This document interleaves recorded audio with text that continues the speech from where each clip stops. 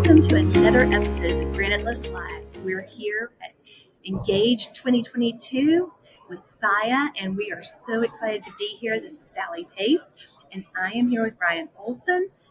Do you mind telling our audience a little bit about yourself? Sure. Based out of Atlanta, Georgia. I get to be a benefits broker, working with employers ranging from 50 to 5,000, and love my job. Love everything about self-funding. Well, awesome, because we're going to dig into your job in just a little bit. And that you have gotten involved with SIIA, and we're thrilled to have you on the committee and serving.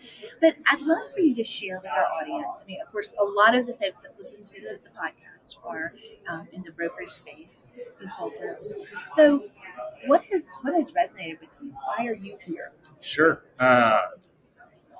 One thing somebody told me a long time ago was to be a good broker, you have to be first and to tell them something new. And SIIA is the best place to find that something new. It's full of innovative vendors, partners, and there's just really no place like it. So for me to be the best that I can be and serve my clients to the best of our ability, coming here is kind of a non-starter. Beyond just learning from the vendors during the sessions, getting to meet people in the industry, knowledge sharing, that's probably one of the best things ever. I don't know. There's just a ton out there. Yeah. Well, you are so right. There really are. There are no shortage of ideas. But thinking about, and I'm sure you have clients of all kinds, fully insured, level funded, but let's really hone in specifically on the self-funded space. What are some ideas that you're hearing about? What's the buzz? Sessions that you attended? What are you learning? From a session standpoint, it's all about how can we effectively manage the employee's journey through healthcare, but not making it seem like they're being directed by an Army general. More of, we're here as your associate, we're here as your advocate, we want the best for you, and that your company is not just putting all these requirements. I refer to SIIA as self-funded summer camp, so I love just getting around here and meeting people, and there's a different energy to it.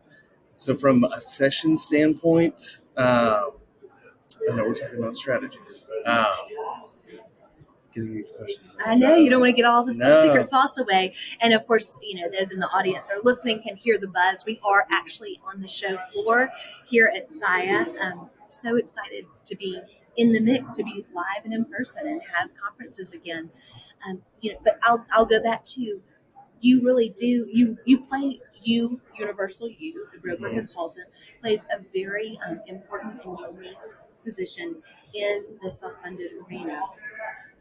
And so I know you don't have a crystal ball, but if you think about where our industry is going, what are some things that you think about that are exciting to you or that keep you up at night? Sure. So self-funding in itself is employers taking control and ownership of their self-funded health plan, their healthcare financing. I see that going one step further, where employers are getting more into the direct contracting space, working with hospital systems, providers, certain specialty pharmacies creating their own deal versus having a network be in the middle, really creating a meeting of minds that we hear very little about. It's hard to agree or have the best experience on a certain price for a service if somebody is dictating it for anybody or for two other people. Right. So having the two people that are paying and providing coming together, that's probably the best thing possible. So I see that becoming more prevalent, but really probably shooting forward and moving way more down market. Yes, I think that has definitely been a theme that we're hearing. All right, here's a chance to brag on yourself a little bit. I'm thinking about your own book of business and some of the things you've done for clients this past couple of years. What are you most proud of? What can you give some specific examples of things you've done to help move the needle? Sure. So I've been very fortunate to have forward-thinking clients. So I think now we have about 85% of my book on independent TPAs and PBMs carved out, whether they're self-funded on their own or through a captive arrangement. Very fortunate to just have great clients that are open to hearing about innovative strategies, but then also testing us to see if we can go one more. We have this claimant. What can you do about it?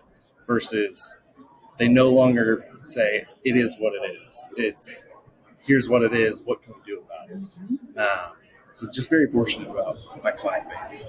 Well, I'm sure they feel the same way. They're very fortunate to have you, and we're so fortunate to have you on the show today. Thank you for joining us, and Happy to be thank you here. for tuning in to another episode of the Granite List Live.